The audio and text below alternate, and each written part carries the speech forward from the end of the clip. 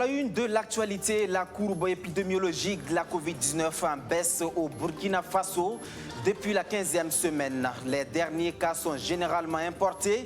L'équipe de riposte entend maximiser désormais dans la surveillance des Burkinabés venus de l'étranger. C'est le nouveau défi du docteur Brice Bikaba et ses collaborateurs. Reprise des cours le 1er juin 2020. Comment achever l'année scolaire? L'ensemble des directeurs provinciaux et régionaux de l'éducation sont réunis autour de leur ministre de tutelle à Ouagadougou. Il est question de proposer des scénarios d'achèvement de l'année scolaire. Tous les détails dans quelques instants. Paiement de fonds miniers, les sociétés minières traînent le pas et ne sont nullement inquiétées par l'État. Le gouvernement est accusé de laxisme par la mission d'information parlementaire qui s'est penchée sur la question. La restitution des travaux a eu lieu ce 22 mai. Bonsoir, mesdames et messieurs. Voici pour le sommaire de cette édition. Bienvenue à tous. Les députés ont été un peu plus clairs. Aucune société minière, aussi puissante soit-elle, ne devra bafouer les lois du Burkina Faso. Le manque à gagner est énorme. Les entreprises minières refusent de se mettre à jour à propos du paiement des fonds miniers. C'est le constat d'une mission parlementaire. Elle n'y est pas allée avec le dos de la cuillère. Pour fustiger l'exécutif, le gouvernement est qualifié de laxiste. Luc Pakbelgen. La mission d'information parlementaire sur l'opérationnalisation des fonds miniers, la problématique de l'emploi des nationaux dans les sociétés minières et l'effectivité du paiement de la contribution financière en matière d'eau a produit un rapport volumineux dont la restitution a pris 7 heures. Si jusque-là les compagnies minières traînent le pas quant au paiement du fonds minier qui constitue 1% de leur chiffre d'affaires, c'est dû au fait que le ministère en charge des mines et des carrières a mis 2 ans pour trouver un consensus avec ces sociétés.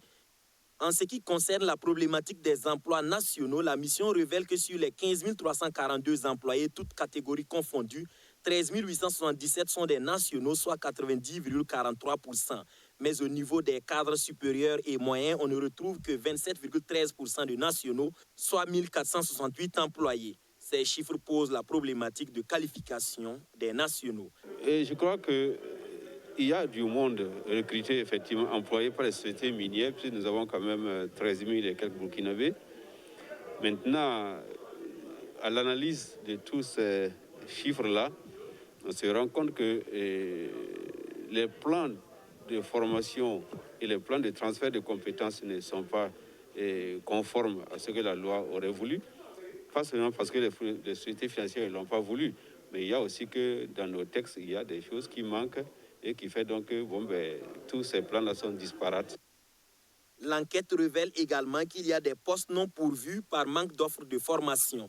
Et ça me permet en même temps de répondre à une question, à savoir, est-ce que nous avons toujours des cadres qualifiés pour pouvoir faire un certain nombre de tâches? Je dis oui et non. Lorsqu'on a créé les premières compagnies, même les conducteurs d'argent sont venus du Ghana et d'Afrique du Sud. Et lorsqu'on a mis en place la mine de Bongo, il n'y avait pas, c'est la première mine de la région, il n'y avait pas quelqu'un, il n'y avait pas des gens de la région qui pouvaient faire ci ou ça.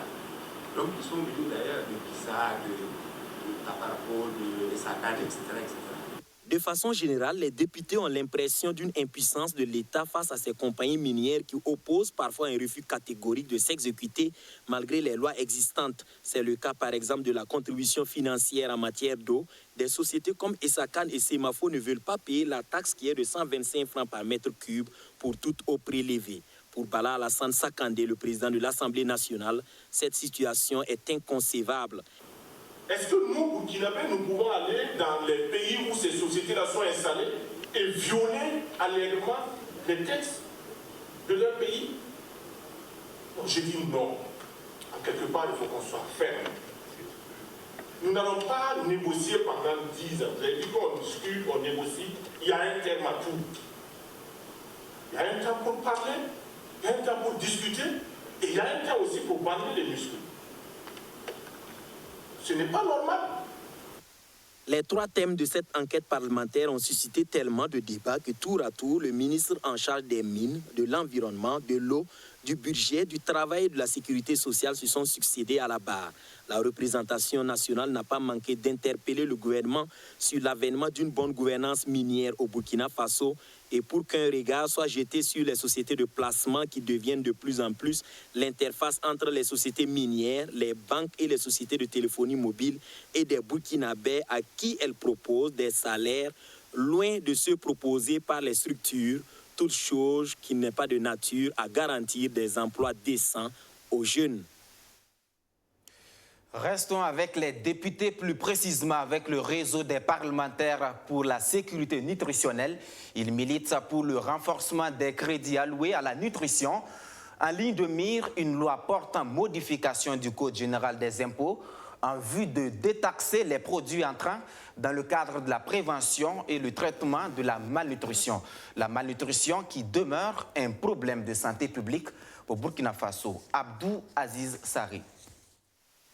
Au Burkina Faso, 8 enfants de moins de 5 ans et 7 femmes enceintes sur 10 sont touchés par la carence en fer. Aussi, un enfant sur 2 qui décède a souffert de malnutrition. Des déterminants qui révèlent que la malnutrition est un problème transversal dont le dénouement requiert des actions multiformes. C'est pourquoi ces députés en conclave à Ouagadougou plaident pour l'augmentation des allocations budgétaires de l'État en faveur de la nutrition au Burkina Faso. Ça fait 3 ans que nous avons pris 2 engagements lors d'un atelier régional regroupant des députés venus de plusieurs pays. Alors, les engagements, c'était donc de faire en sorte qu'en 2021, la ligne budgétaire de la nutrition au niveau du ministère de la Santé atteint 3 milliards, susceptibles de pouvoir payer les aliments thérapeutiques pour la prise en charge des cas de malnutrition. Et les lignes ont suffisamment bougé. Mais vous savez, le contexte actuel du pays a fait qu'on doit poursuivre le plaidoyer, non seulement pour maintenir l'allocation budgétaire, mais aussi aller dans le sens de l'augmentation. De façon globale, le budget a connu une baisse, tant au niveau global qu'au niveau des départements ministériels. Mais la tradition de ça, c'est que les actions qui doivent être menées sur le terrain n'ont pas été menées jusqu'à la hauteur souhaitée. Et donc, ça nous relance encore l'idée que tout doit être mis en œuvre pour la mobilisation. Ça revient encore à dire que vraiment, cet atelier est à point nommé parce qu'il ne faudrait pas baisser les bras. Parce que nous allons sortir d'une situation donnée pour entrer encore dans une autre situation. De 2014 à 2015, le budget alloué à la nutrition représentait environ 0,61% du budget total de l'État au niveau de l'ensemble des secteurs clés contributaires à la nutrition. Et ce budget a pu supporter seulement 13% des dépenses globales des interventions spécifiques et sensibles à la nutrition. Les 87% restants ont été assurés par les partenaires techniques et financiers. C'est essentiellement lié à la situation actuelle, la situation que le pays est en train de traverser en termes de crise humanitaire dans la partie nord du pays, mais aussi à la situation de la pandémie de Covid-19 qui font que le pays, des fois, doit revoir un peu ses priorités. Donc cela peut donner des inquiétudes en termes de l'allocation pour ce qui concerne la lutte contre la malnutrition dans les pays. Mais nous espérons qu'avec les plaidoyers que nous faisons, et cet atelier en particulier, nous pouvons maintenir, n'est-ce pas, les engagements du gouvernement. À l'issue de l'atelier, 2 documents de plaidoyer seront remis au président de l'Assemblée nationale et aux membres de la Commission des finances et du budget. Covid-19 au Burkina Faso, il y a de l'espoir, beaucoup d'espoir même. Les derniers chiffres parlent de 2 nouveaux cas, tous importés. Avant ces chiffres, le 19 mai dernier, le pays a enregistré 3 cas, même nombre à la date du 18 mai. Il y a même eu des jours où les analyses n'ont pas révélé de cas. La courbe épidémiologique cette semaine est descendante. Mais attention, les cas importés peuvent constituer un rebond. Voilà pourquoi le comité de riposte en appelle au sens de responsabilité des Burkinabés en provenance de l'étranger. Juliette Tougri, Rémi Lambert-Nivier. 8 cas ont été confirmés en cette 21e semaine de la pandémie de la Covid-19 au Burkina Faso, avec 0 décès. Un bilan hebdomadaire qui donne bon espoir que la courbe de la maladie est en train de retomber depuis la 15e semaine. La semaine 16, 66 cas. La semaine 17, 54 cas. La semaine 18, 37 cas. Nous avons notifié un rebond, une augmentation à la semaine 19 à 88 cas qui était lié donc au retour donc, des Burkinabés de l'extérieur. Et on avait décidé donc de tester systématiquement ces Burkinabés, ce qui a fait donc, que nous avons eu une augmentation du nombre de cas. La semaine dernière, nous avons eu au total 46 cas, donc cela a commencé à diminuer. Et cette semaine, nous avons notifié au total 8 cas. Pour ce qui concerne l'analyse de l'évolution des décès, la semaine 16, nous avons notifié 8 décès. La semaine 17, 6 décès. La semaine 18, 3 décès. La semaine 19, 4 décès. La semaine 20, 2 décès. Et cette semaine, 0 décès. Le pourcentage donc, de positivité, qui est de 14,30% en moyenne pour l'ensemble de la période, a tendance à diminuer également ces dernières semaines. De nombreux cas importés sont de plus en plus signalés lors des points quotidiens sur l'évolution de la maladie. Mais le Comité national de riposte rassure. Des précautions sont prises pour qu'il ne propage pas la maladie. Nous travaillons au niveau donc, du ministère de la Santé à ce que donc réduire au maximum les risques. Actuellement, par exemple, à l'aéroport, il y a des équipes qui sont sur place pour s'occuper donc des Burkinabés donc, qui sont en train de revenir progressivement. Pendant les 14 jours, il leur est fait donc des tests. Le premier jour, le 8e jour et bien sûr le 14e jour. Tout cela, c'est pour nous assurer donc que ces Burkinabés qui reviennent là ne constituent pas des risques d'infectiosité pour leurs parents. Ces derniers jours, le point sur l'évolution de la maladie est fait avec un décalage de 48 heures. Pour le comité de riposte, cela est dû à quelques soucis au niveau des laboratoires d'analyse. Dans la plupart des laboratoires, nous n'avons pas d'extracteurs automatiques, donc ce sont des extracteurs manuels. Mais nous travaillons aussi afin que nous puissions avoir ces extracteurs-là qui vont diminuer donc en tout cas, la difficulté du travail. Parce qu'en général, pour pouvoir faire sortir des résultats, le minimum c'est 5 heures de temps. Et quand il y a un petit problème, il faut recommencer le processus. Donc ce qui fait que cette semaine, nous avons été confrontés à avoir souvent les résultats un peu plus tard. Mais nous travaillons à ce que nous puissions revenir, rattraper ce retard-là et revenir dans les délais escomptés. Selon le docteur Brice Bikaba, le centre de traitement de Pinsy est fonctionnel depuis mardi dernier. Actuellement, 5 régions du Burkina abritent des cas actifs. Au niveau mondial, la pandémie aura touché à ce jour plus de 5 067 000 personnes et a causé la mort de 332 711 individus. Au Burkina Faso, les populations devront prendre leur mal en patience à propos des mesures restrictives comme le couvre-feu.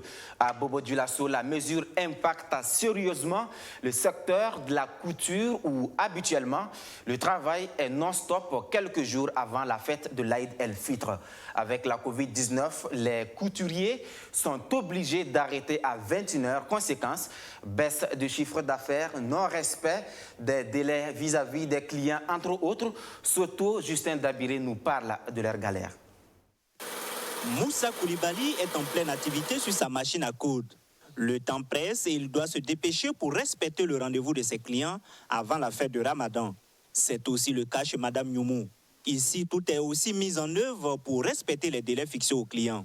Vu de la situation actuelle, en tout cas, c'est un peu difficile de respecter vraiment les rendez-vous. Parce que la plupart des travaux, c'est la nuit. C'est la nuit qu'on fait les travaux. Puis c'est la clientèle vient la journée et on profite la nuit pour travailler. Ah, cette année-là, en tout cas, c'est chaud. C'est chaud. Puis c'est bon, avec des clients, avec couvre-feu là aussi, bon, il n'y a pas de travail. Il est 21h seulement, il faut rentrer. Parce que chez nous, mais le couvre-feu là vient trop. L'année passée, là, je ne sais pas comment dire, c'est 2019, non. On a bien travaillé, gagné aussi. Mais cette année-là, ouais, il y a Corona, il n'y a pas de travail, il n'y a pas de marché. La pandémie du coronavirus aura ainsi imposé sa loi à l'activité de certains couturiers à Bobo-Dioulasso. Les populations ne se bousculent pas dans les ateliers cette année comme les années précédentes selon les couturiers rencontrés. Certains arrivent néanmoins à tirer leur épingle du jeu à cette période de fête. Les clients, en tout cas, c'est un peu rare. Bon, il n'y a pas l'argent. Bon, les gens, en tout cas, se plaignent beaucoup. Oui, même si les gens viennent, tout le monde se plaint, bon, de diminuer, qu'il n'y a pas l'argent, que c'est cher. Bon, en tout cas, ça a beaucoup joué sur les gens, en tout cas. En fait, là, bon, comparément, bon, je peux dire oui, ça va aussi un peu. Oui, ça va quand même.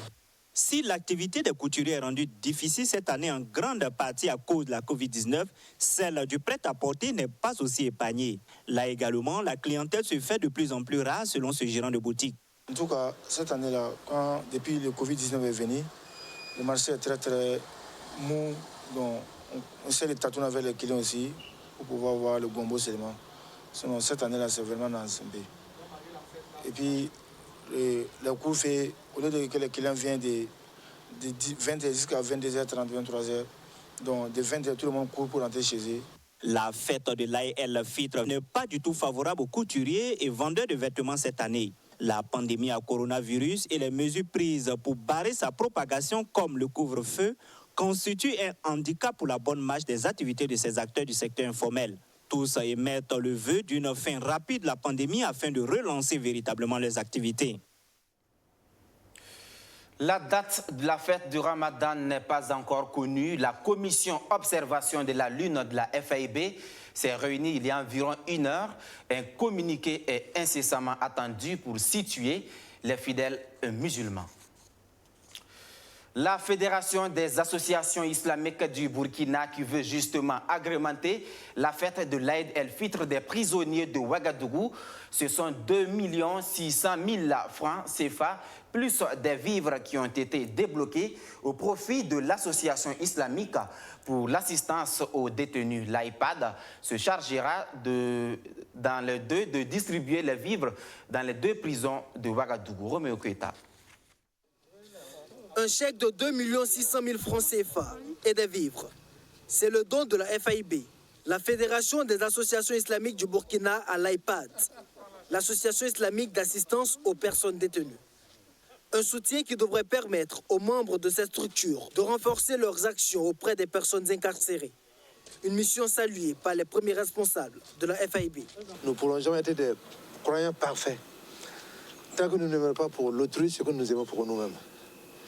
Et c'est un signe fort de fraternité qu'ils ont fait et que même demain, nous allons faire beaucoup plus que ce que nous avons fait cette fois-ci. Et nous appelons aussi toutes les bonnes volontés de bien vouloir essayer d'appuyer et aider l'IPAD dans leurs activités. L'IPAD intervient essentiellement à la prison de haute sécurité et à la Mako, maison d'arrêt et de correction de Ouagadougou. Aux détenus de ces milieux carcéraux, l'association apporte un soutien moral et matériel. Et en ce mois de Ramadan, elle compte intensifier ses actions. Compte tenu donc de la maigreur de nos moyens, il va sans dire que seuls nous ne pouvons pas relever ce défi. Donc c'est pourquoi nous avons soumis notre doléance donc, auprès de la fêtière des associations, auxquelles donc nous appartenons, qui a bien voulu donc nous apporter un soutien de taille. Pour eux, ce n'est pas suffisant, mais nous pensons que c'est un soutien de taille, parce que ça va nous permettre non seulement de terminer donc, sans problème les jours restants du mois de Ramadan, mais d'organiser comme il se doit la fête de Ramadan au sein de la Mako et de la prison de haute sécurité. L'IPAD souhaite que ces actions fassent tache d'huile et inspirent d'autres associations à leur emboîter le pas. L'ambition des membres est de pouvoir intervenir dans le maximum de centres de détention à travers le pays. 2 600 000 francs CFA débloqués au profit des personnes incarcérées, 7 millions de francs CFA dégagés au profit des mosquées de la capitale burkinabé. La FAIB qui vient ici d'honorer ses engagements pris avant la réouverture des lieux de culte. La Fédération des associations islamiques du Burkina s'était engagée à doter les grandes mosquées de Ouagadougou de dispositifs leur permettant de respecter les mesures barrières contre la Covid-19. Eh bien, c'est effectif depuis ce matin. Les bénéficiaires ont reçu du matériel d'hygiène et de protection. Abdou Aziz Sari. Le 20 avril dernier, lors de la reprise des prières en groupe, elle promettait au gouvernement de doter toutes les mosquées en matériel de protection. C'est en respect à ces engagements que la FAIB, la Fédération des associations islamiques du Burkina, fait ce don à ses associations membres. Composé de thermoflash, de savon, de masques et de dispositifs de lave-mains, ce don d'une valeur de 7 millions de francs CFA vise à lutter contre la transmission de la Covid-19 dans les mosquées de Ouagadougou. Je prends la parole au nom des bénéficiaires pour d'abord remercier la Fédération des associations islamiques du Burkina pour ses gestes à l'endroit des associations membres. Comme vous le savez, nous disons dans notre langue, si quelqu'un vous lave le dos, il faut laver le ventre. La Fédération nous soutient à faire face à cette maladie, la Covid-19, pour pouvoir respecter les mesures barrières. Et pour cela, il nous appartient, nous aussi, de pouvoir bien utiliser ces kits et de pouvoir respecter les consignes qui ont été édictées par la Fédération et par les autorités afin d'éviter que la maladie ne soit propagée au sein de la communauté ou dans la société. La prière de l'Aïd el-Fitr marquant la fin du mois de Ramadan, c'est dans quelques jours. À cette occasion, la FIB invite chaque fidèle musulman à se rendre dans les lieux de prière munis de son tapis et de son masque. Elle les invite également à respecter la mesure de distanciation afin que ces endroits ne constituent pas un lieu de transmission massive du coronavirus. La distanciation sociale, là, il y a plein de hadiths qui exigent aux musulmans de se coller pour prier. Mais comme on dit, quand il y a une raison de force majeure, même ce qui est permis peut tomber. La distanciation sociale, c'est par rapport à la vie des humains qu'on veut protéger. Et la vie des humains, la vie de l'espèce humaine est sacrée. Donc, discutons avec les cheikh Dougré, les éminents ulama. Ils ont dit comme si on cible la région de force majeure, on peut distancer et notre prière sera accordée par les sœurs. Si vous avez suivi la télé en Arabie Saoudite, ils font la distanciation en haram. Au Pakistan, on le fait en Indonésie. C'est les mêmes écoles. Mais ils ont ciblé la région de force majeure. Quand les enfants arrivent, tout change. Le dimanche 17 mai dernier, le guide spirituel de la communauté musulmane de Côte d'Ivoire, Bouakari Fofana, est décédé des suites de la Covid-19. La Fédération des associations islamiques du Burkina invite tous les fidèles musulmans à faire des invocations à son endroit afin que son âme repose en paix. Dans le cadre de la lutte contre l'épidémie de coronavirus au Burkina Faso, il y a cette autre contribution de l'ONG Christoffel Blinden Mission, l'ONG CBM qui offre aux personnes vulnérables des vivres et du matériel de protection d'une valeur de 82 millions de francs CFA. Abdou Aziz Sari. C'est en réponse à l'appel à la solidarité nationale lancé par le président du Faso que le bureau pays de l'organisation Christoffel Blinden Mission CBM fait ce don d'une valeur de 82 millions de francs CFA. Composé entre autres de dispositifs de lave-mains, de savon, de masques, de gel hydroalcoolique et de vivres, ce don vise à renforcer les capacités opérationnelles des partenaires de CBM dans la lutte contre la Covid-19. Le tout, parce que c'est un projet, comme je l'ai dit dans mon discours, c'est un projet de 3 mois. Aujourd'hui, ce n'est que la cérémonie de lancement de ce projet. C'est pour cela d'ailleurs que nous avons profité pour acquérir une partie du don qui sera destiné aux 5 régions sanitaires dans lesquelles nous travaillons. Mais le projet en tout fait 82 millions de francs CFA. En plus de ces divers dons, CBM Burkina contribue aussi à la sensibilisation des personnes handicapées sur la pandémie dans toutes les régions d'intervention de ces projets. Ça veut dire qu'il faut que la réponse soit inclusive, de telle sorte que les personnes handicapées se sentent aussi informées au même titre que les autres personnes dites non handicapées. C'est pour cela d'ailleurs que nous avons montré l'exemple en faisant des affiches inclusives, des prospectus pour expliquer de façon terre à terre comment se prémunir de cette maladie et quand on a la maladie, quelles sont les dispositions également qu'il faut prendre. Aujourd'hui, ils ont fait la part belle à des handicapés, handicapés visuels, handicapés mobiles. Et quand vous prenez par exemple les sous-mieux, quand nous faisons par exemple les spots publicitaires, malheureusement ces derniers ne comprennent pas. Et je crois que ce partenaire que CBM a pensé à ces personnes vulnérables et je crois que c'est quelque chose à saluer. Du reste, nous avons dit que dorénavant même au conseil régional du centre, c'est plus ou moins une leçon. Nous allons tenir compte de cette couche sociale-là parce qu'il n'y a pas seulement que ceux qui sont en pleine forme, il y a aussi ceux-là qui se débrouillent, il faut les accompagner. L'action de CBM Burkina a été rendue possible grâce au soutien de CBM Allemagne, CBM Suisse et à la coopération italienne. À un peu plus d'une semaine de la reprise des classes, le ministre de l'Éducation nationale convoque à Ouagadougou l'ensemble des directeurs provinciaux et régionaux de l'éducation. Sur la table de discussion, cette question, comment achever l'année scolaire? Ce n'est pas la seule Question abordée à ce deuxième conseil de cabinet extraordinaire élargi, la question de la fraude sociale dans le secteur de l'éducation et la production des masques au profit du personnel éducatif sont des sujets qui ont meublé les échanges. Le point avec Archimède Boy. Proposer un calendrier scolaire et un calendrier des examens remaniés, c'est l'objet de ce conseil de cabinet extraordinaire élargi du ministère en charge de l'Éducation nationale.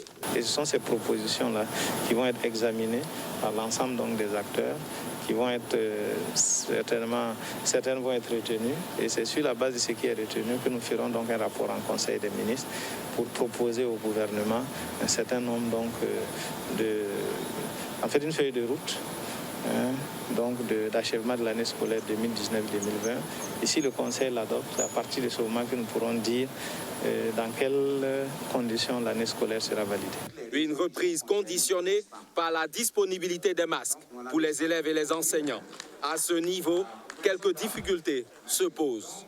C'est la question, par exemple, de la disponibilité des masques. Nous avons travaillé avec la chaîne de valeur de coton. Malheureusement, ils n'ont pas pu être au rendez-vous. Et cela montre aussi que nous devons faire des efforts dans notre pays pour promouvoir donc cette chaîne de valeur, mais promouvoir donc les métiers. Parce que dès qu'on a des soucis, on a du mal à trouver à travers notre pays donc des répondants qui seront à même de pouvoir répondre. Et là, c'est cela. Et à partir du moment où le port du masque est obligatoire, nous ne pouvons pas, au niveau du gouvernement, amener des enfants en classe sans masque. Et c'est pour cela que nous avons reporté la reprise des activités pour les classes d'examen le 1er juin. À cette difficulté s'ajoutent également les revendications de certaines organisations syndicales qui menacent cette reprise. Nous avons rencontré les organisations syndicales qui ont posé des préalables. Elles sont 3. Nous avons rencontré, nous avons échangé, elles nous ont bien précisé la nature donc de leurs préoccupations. Ces préoccupations ont été portées auprès du gouvernement, c'est tout. Mais nous continuons à travailler pour justement la reprise des activités, donc indépendamment de cette question. Pour les élèves en classe d'examen des cours du soir, les acteurs devront réaménager leurs horaires pour prendre en compte la mesure du couvre-feu en vigueur, indique le ministre Stanislas Waro. De l'année 2020. Fin de cette édition. Merci de votre fidélité, mesdames et messieurs. Merci de nous suivre depuis Bunyunou dans le Ziro. À demain pour d'autres actualités.